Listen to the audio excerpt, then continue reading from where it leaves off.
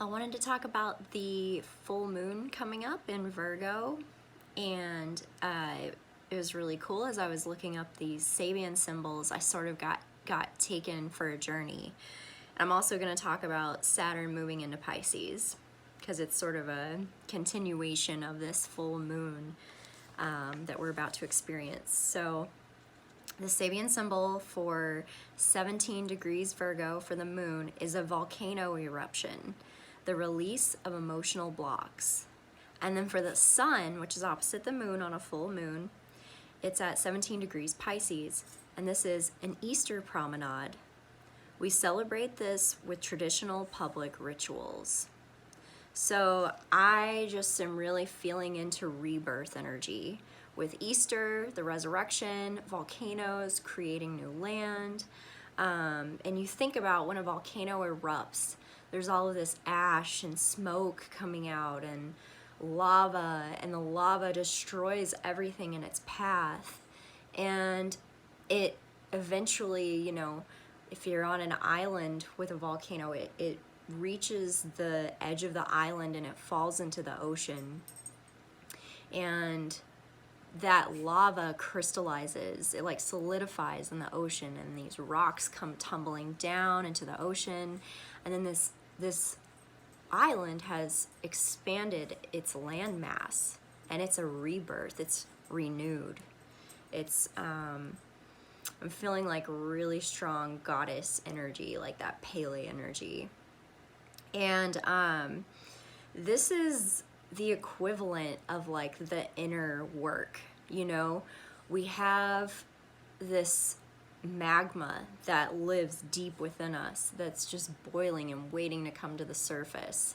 And it may be full of our ancestral trauma or just even things from this life and things that need to come up and be looked at.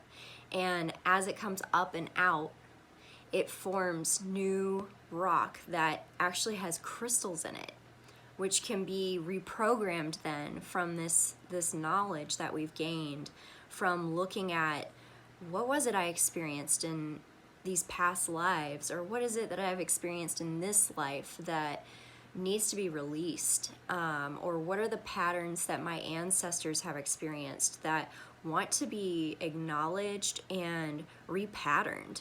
And so it feels like this is quite a pivotal moment for the collective, and I'm definitely getting this like new earth energy, Atlantis rising energy from it. And then we look at Saturn moving into Pisces. And one other thing I'd like to say about the magma, it's not just bad things to be transmuted, it's also ancient knowledge that we're remembering. And so it's taking that ancient knowledge that arises within you as well and letting it come into crystalline form to help you create something new that contains ancient wisdom, because there were ways of being and working with the earth that we sort of lost over time as like our consciousness descended. And that's what's rising again in us, is this remembrance of how frequency works, how minerals work, just getting more in touch with the earth's elements. And that's very much that Virgo energy, that earthy energy. So then Saturn moves into Pisces on the 8th. And this is where I really see that lava oozing into the ocean and crumbling into rocks and solidifying. And it's creating like these new little nooks and crannies for the fish to hide in. And the Sabian symbol for Saturn is a public market. In order to live in harmony with the community, we need to manage our exchanges of ideas, goods, and services mindfully. So that's 1 degree Pisces. So Saturn's coming into the Piscean Ocean, and this is like a little bit different for Saturn, because he says like, it's this way, this is what you should do, this is how it's done, and these are the rules. And then he enters the ocean, and it's kind of like, whoa, whole new world, mind blown. Look at all the possibilities. What the heck lives down here? And so there's a couple different ways that Saturn he could either react or he could respond. He could react and say, freak out and say, this is how it is, and try to make other people do things his way.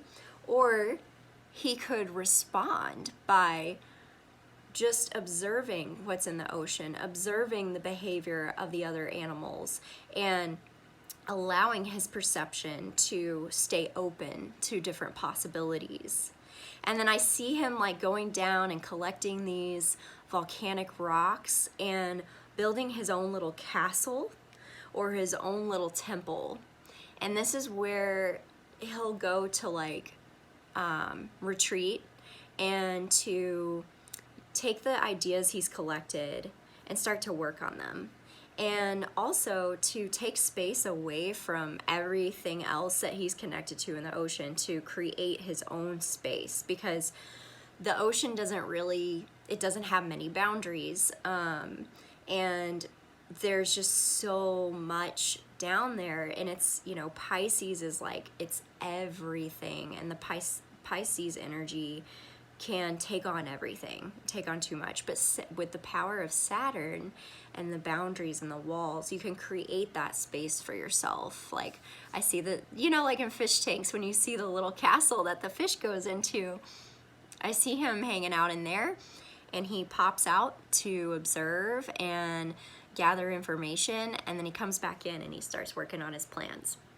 So it's like new territory. I think it's important to be really clear about what your desires and your dreams are, so that they don't get too confusing, being, you know, combined in this ocean with everybody else's. So it's really important to really like know who you are, and to also stay open. This is like that public market idea, like, okay, so I have my ideas, you have your ideas, let's exchange and let's build something. And not so much like, you know, the other possibility with this is like, oh, I totally feel into your ideas, I'm just gonna go along with that. It's like good to hold that sovereignty of what you're feeling, and what's, you know, let somebody have whatever they're feeling, and you can communicate together. So, this feels very Aquarian too, like, and Pluto will be moving into Aquarius later as well. I feel like that's a whole other subject. But having that sense of individuality within the collective, like being humanitarian minded, but also knowing who you are. So what else did I want to say? It feels like a really incredible, inspirational, creative time, and very, very, very divinely guided. And I think Saturn is gonna have to loosen his grip a little bit and just allow himself to flow with the feminine a bit more. But then take those desires and dreams, which if you only desire and dream, that's all you do. You have to take some structure and some action if you want to make it happen here. And so Saturn's coming in to help us out with that.